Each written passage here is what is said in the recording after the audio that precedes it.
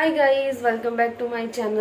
તો સાંજના 5:30 વાગી ગયા છે અને આજે અમારે જવાનું છે મિશ્વાની બર્થડેમાં, જે મારા કાકાજીના છોકરાની છોકરી છે, જેના 1 વર્ષ કમ્પ્લીટ થયું છે આજે. દરરોજ બપોરે મને ઊંઘ આવી જાય છે. આજે હું સવારે 5 વાગ્યાની ઉઠી છું, છતાં બી મને ઊંઘ નથી આવતી. ને પહેલાં ઊંઘ આવી તો રિંકેશનો ફોન આવ્યો, એટલા માટે પછી ઊંઘ ઉડી ગઈ. હવે વાસણ ને બધું તો મેં ધોઈ નાખ્યું હતું. બપોર વાંધે જે રસોડું છે એ ક્લીન કરીને જ સૂઈ જાઉં છું. અને એક કપડાં જે છે એક લોટે મેં સૂકવી નાખ્યો તો બીજો હજુ મશીનમાં છે, જેને હું વળી પાછું પાણીમાંથી ચોખ્ખા પાણીમાં સાફ કરીશ, વળી સ્પિન કરીશ અને પછી હું એને સૂકવીશ. કારણ કે મશીનને લીધે 7 વર્ષ થઈ ગયા છે અને હવે સર્વિસ માંગે છે, જેમાં 2200-2500 રૂપિયાનો ખર્ચો છે. અને ખર્ચો કરતાં બી મગજમાં જે એક મેન્ટાલિટી રહી જાય કે ભાઈ મશીનમાં કપડાં ધોવાયા પછી બી ચોખ્ખા નથી રહેતા. ની વાત સાચી છે. તો મશીનમાં જ્યારે કપડાં ધોવાઈ જાય છે પછી તમે ફરીવાર એને પાણીમાં જો કાઢો તો એમાંથી દોડ નીકળે જ છે. બરાબર છે. ફોન સેટ કરવાનો ટ્રાય કરું છું પણ થતો નથી ક્યાંય બી. તો એટલે હવે હું એમાં સર્વિસ કરાવવામાં માનતી નથી. એટલે હું કપડાં પહેલાં એમાં વોશ કરી દઉં છું અને મસ્ત પછી ચોખ્ખા પાણીમાં એકવાર આપણે જે કહેવાય એને શું કહેવાય ખબર નહીં આવે, બરાબર એને વીછળી દઉં છું અને વળી પાછી સ્પિન કરીને પછી સૂકવું છું. એટલે અત્યારે જે બીજો લોટ હતો એ રાત્રે જે ઘરમાં પહેરેલા હોય 5-10 મિનિટ એવા જ કપડાં હતા, એટલે બહુ મેલા હતા ને, એટલે 10-1 મિનિટનો ટાઈમર મેં મૂકેલું હતું. 10 મિનિટના કપડાં. મારી પાસે એલજીનું મશીન છે જેમાં ટાઈમિંગ બહુ સરસ આપેલા છે. એનું જે ફંક્શન છે કે જે ભાઈ વધારે કપડાં મેલા હોય તો 25 મિનિટ સુધીનું છે અને જો ઓછા કપડાં મેલા હોય તો 5-10 મિનિટ સુધીનું છે. 3 મિનિટથી છે મિનિમમ. તો તમારું જે ઇલેક્ટ્રિસિટી બિલ છે એ બી ઓછું આવે. તો બસ આ કપડાં જે છે એ લઈશ, હું વાળીશ અને બીજા કપડાં સૂકવીશ અને વાસણનું જેને ગોળીશ. એટલામાં ટાઈમ થઈ જશે જવાનો. છોકરાઓ અંદર મસ્ત સૂવે છે. આ જિંદગી એટલી બધી સારી છે ને, મસ્ત એસી ચાલુ કરીને સૂવે છે, કોઈ ટેન્શન નહીં, ખાવા પીવાનું મસ્ત રહેવાનું. મમ્મી પપ્પાને શું તકલીફ પડે છે એનાથી કોઈ લેવા દેવા નથી. અને આ જિંદગી સારી છે કારણ કે મોટા થશે ને એટલે બધી જવાબદારી એટલી બધી માથે આવી જશે ને કે બધું હોવા છતાં એવું લાગશે કે કશું છે નહીં. અને અત્યારે મારી હાલત ને રિંકેશની હાલત એવી જ છે. ઘરમાં કશું કોઈ બોલવાળું નથી પણ છતાં બી માથા પર ટેન્શન રહે છે. ટાઈમે ઉઠી જઈએ છીએ, ટાઈમે કામ થઈ જાય છે અને ટાઈમે બધી વસ્તુ આપણે શીખી જ જઈએ છીએ.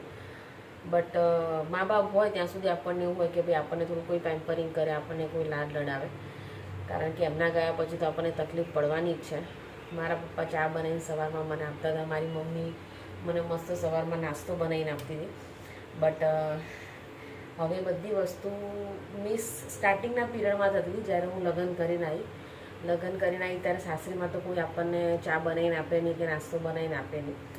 તો એ ટાઈમે મને મમ્મીની બહુ યાદ આવતી હતી. કારણ કે મમ્મી કરતાં એ જે મને સર્વિસ આપતી હતી જમવાનું કે સવારમાં મને જે નાસ્તો બનાવીને આપતી હતી એની બી મને વધારે ગમે મહેસૂસ થતી હતી. પણ મમ્મીએ મને એટલી કેપેબલ બનાવી છે કે હવે હું મને જે બી જમવાનું ગમે છે એ હું બિંદાસ બનાવીને જમી શકું છું. કોઈના બી ડિપેન્ડ નથી કે કોઈ મને બનાવીને આપ્યું અને હું ખાઉં. હજુ કાલે જ હમણાં મને છેલ્લા 2-3 દિવસથી એવું હતું કે ભાઈ હું ભરતું ખાઉં. અને અમારા આજુબાજુમાં ક્યાંય કાઠિયાવાડી રેસ્ટોરન્ટ નથી અને રિંકેશ સાંજે મોડા આવે. જનરલી અમે લોકો પીઝા છે, પંજાબી છે અને ઘરમાં બી હાંડવો, ઢોકળા, મુઠિયા કે પંજાબી ડિશ ઘરમાં બનતી હોય, દહીંવડા હોય, આવી બધી વસ્તુ બને. કાઠિયાવાડી ઓછું બને. કાઠિયાવાડીમાં ખાલી ફક્ત સિમ્પલ સેવ ટામેટાનું શાક બને. બટ પ્રોપર કાઠિયાવાડી સ્ટાઇલમાં તો નહીં. પણ કાલે મેં મસ્ત ભરતું, મને એટલી બધી ખાવાની ઈચ્છા થઈ હતી. માર્કેટમાં ક્યાંય મને રીંગણ નહોતા દેખાતા તો હું શોધીને લાવી. એકદમ નાના નાના ભૂટ્ટા હતા. એમાં અડધું તો એક સડેલું આવ્યું 3માંથી. તો મેં મસ્ત પ્રોપર એને મેં શેક્યા ધીમા તાપે.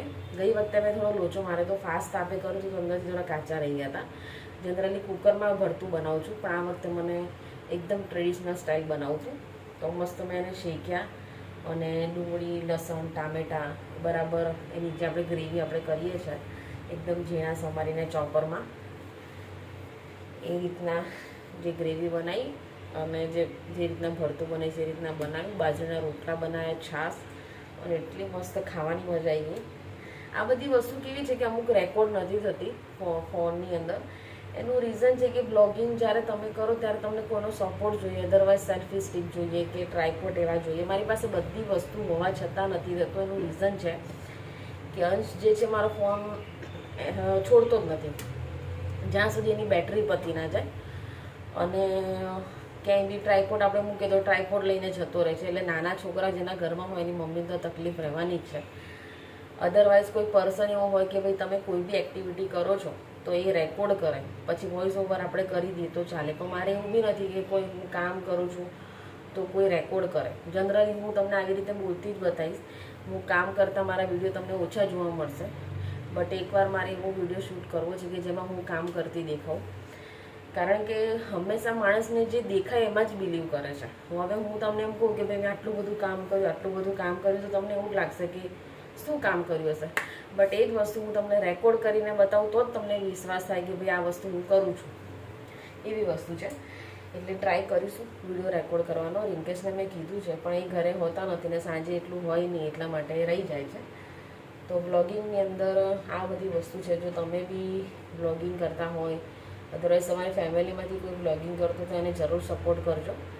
બિકોઝ કોઈ બી કાર્ય હોય સપોર્ટ વગર અધૂરું છે. અને સપોર્ટ મળે તો માણસને આસાની રહે એના જીવનમાં, એના કામમાં, એને પ્રગતિ કરવામાં.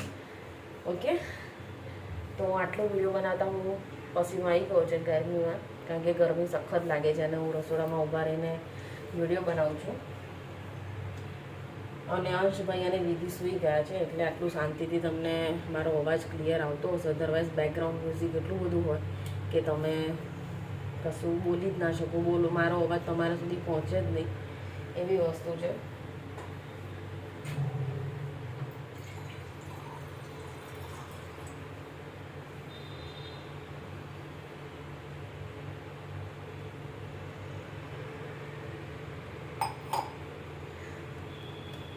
ચલો કામ કરીશું, કામ કરીને તૈયાર થઈને જઈશું. દેખો હું આખી ભીની થઈ ગઈ છું. ઓકે, ચલો તો વિડીયો ગમ્યો તો લાઈક, શેર અને સબસ્ક્રાઈબ કરવાનું ના ભૂલતા.